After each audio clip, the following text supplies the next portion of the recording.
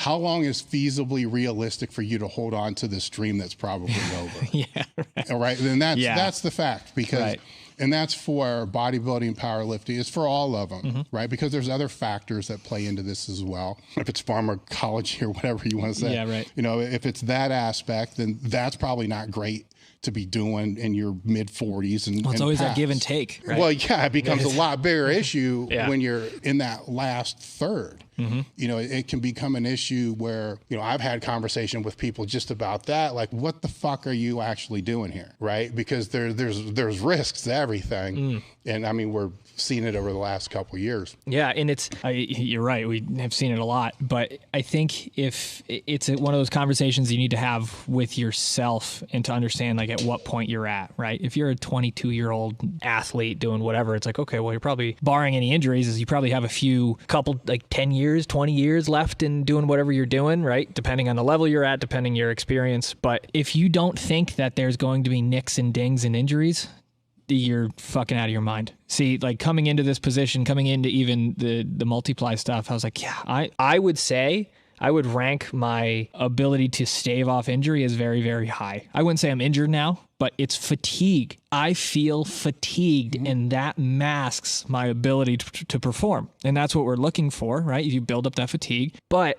the thing I'm actually seeing is the ability to triage the situation while you're in a training session. I mean, you and Todd were poking fun at me and fucking Adam rolling around on the ground like Civil War veterans, but we're just trying to, it's like, okay, what can we do in the time right now to get through this session? Because we know we're not hurt, right? We know we're not broken, but we are exhausted. We are fatigued. We need to get through this somehow. And we had people digging into us with all sorts of tools. It's like, okay, that feels better for the time being. You don't know what you're capable of in those situations unless you're in it. And I'm happy for the opportunity to kind of literally throw myself into the fire. And I'm just like, I don't know if I can do this. Wait, cool. We're just going to go try. We're going to figure this shit out together. It's that level of fatigue that's so shocking, because that night after those squats, not only was I pissed, I was fucking livid for the entire evening, but I noticed my sleep is starting to get kind of like negatively impacted, because I was like, I am so fucking tired. I'm going to go right to sleep. And I went right to sleep and I woke right up and I was like, did I just time travel? I feel the exact same. You don't feel restful. You don't feel like you're actually recovering. And you just feel like shit. You just feel like shit.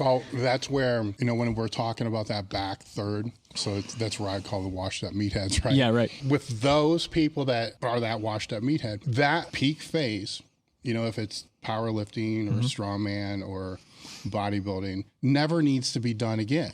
Right. You know, that was the lesson I learned, of the decision I made, even when I was playing fake bodybuilder, you know, with Justin and those guys I was working with to diet down.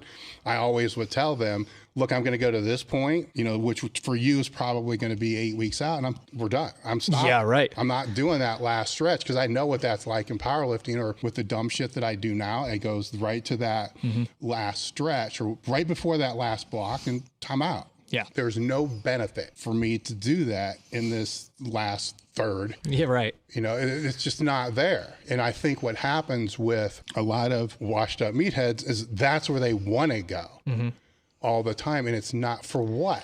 You know, it's not getting any better. The thing you were competing for in that middle block can't be the same thing in that last block, because that's how people get really fucked up, right? They do. I mean, and in that last block, what people don't understand is in the last block there, you're paying the price for what you did in the second block. Oh, yeah. So all that was like, oh, I'm just smoking through here, it's not a problem, and all this other kinds of, I went through all my powerlifting career with not one lower body injury. None. Yeah. No, nothing. You know, no missed workout, no lower back shit either, just nothing. Yeah. I got 2 replaced fucking hips.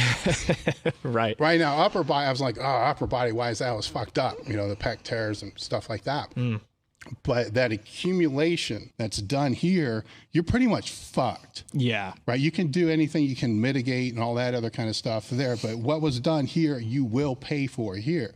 Physically, chemically, whatever was done here, you are going to pay. Oh, yeah. Someone's keeping tabs. Yeah, most definitely. And the thing is that when they're in that super push phase, super competitive phase, whatever that is, they're willing to make that trade, and that's fine.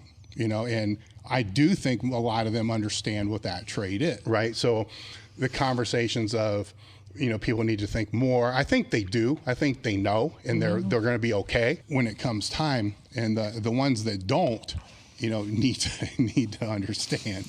You can slide through, get through unscathed if they're going to that, pushing to that highest level.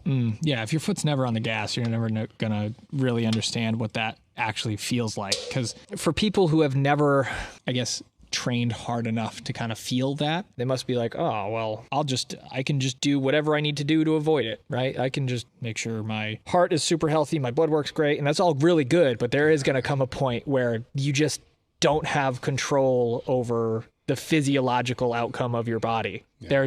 There are things that just happen. If you're going for longevity or health, you're not fucking doing any of this shit anyway.